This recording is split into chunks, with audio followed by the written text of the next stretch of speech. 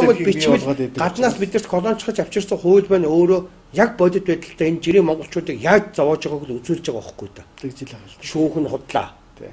Худлаа шүүх. Тий? Шүүх худлаа гэдэг айгүй ингээ ганцхан өгүүлбэрээр батлагдана. Шүүгчгүүрээс хайгаад ах хэрэггүй. Юу тий. Сонсч арчмаа харгасан. Үнэн нэг л байх ёстой шүү дээ. Одоо энэ миний өмнөх микрофоныг тий хан уулуудгийн шүүх микрофон гэж хэлчихлээ. Чи микрофон биш гэд зарга үүсгээд би мөнгөчлээ шүү дээ. Чи хан уулууд дүүргийн шүүхнийг микрофон микрофон биш гээ. Биш гээ. Өөр хангаад биш гэжлээ шүү дээ. Мөн үү?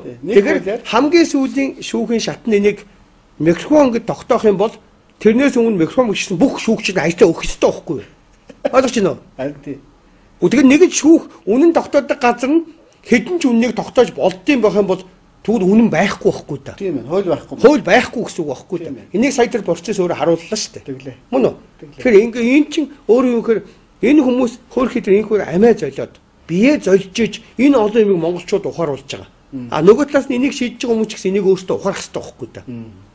Би энэ үднээс нь тайлаад шүү дээ. Тайлаад юм. Тийм үү? Тэгээд саяны шүүхийн жишээ ингийн богоц. Яхаар энэ микрофоныг хан уулдрын шүүх мөнгө гिचлээ. Тэнгууд микрофон мөнгө гэсэн тий батгүй зоригт хоёр ялчлаа. Тэнгууд дараагийн шүүх нь микрофон биш гэж гутал нөгөө нэг хэн блэ? Нөгөө хоёр нь ялцдаг.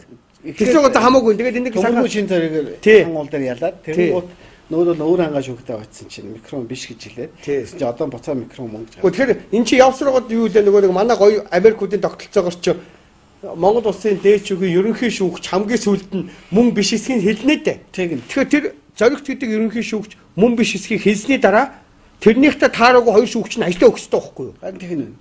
Зөв биз? Зөв шүү дээ. Ингэхгүй шударгаас хаана байх вэ? Тэгэхээр үнэхээр яг шударгаас байдаг шударгаас үннийг шүүх тогтоодог гэжээвэл яг нь өөр хоргоо сонгуулийн маргаан дээр зоригт юу гэж шийдсэний эсэг шийдсэн хоёр шүүгч маргааш нь ажиллаа өгөх ёстой байхгүй юу? Тийм байна. Аль нэг нь хэрвээ дээд шүүгээс шийдээ оруулах юм бол эсэг гаргасан нь явах ёстой байхгүй юу? Алдаа гаргасан биз дээ. Тэгсэн байна. Зөв биз? Тэгсэн. Тэгэхээр яг энэ зарчим л. Тэгэхээр эн чинь бичил бол худлаа гэдгийг нэг том баталгаа байхгүй да. Харин тэгээд байгаа тий. Өмгөөлөгч шийддэг гэсэн нэг тийм сайн тий. Жишээлбэл барууны дээр юуг нь харахаар системийг нь харахаар хэрвээ сайн өмгөөлөгчтэй бол чи гэмт хэрэгтэнчээс мултарч болно. Тий. Үнэн байхгүй байхгүй харцсан болох тий. Тэгэхээр замраг болчихно. Тэгэл бидний хэлээд байгаа чи энэ тогтолцоос бид нар хэдий ч нэ хурдан гарч чадна. Тэгвэл бидний сая бүгдийнх нь амар амгалан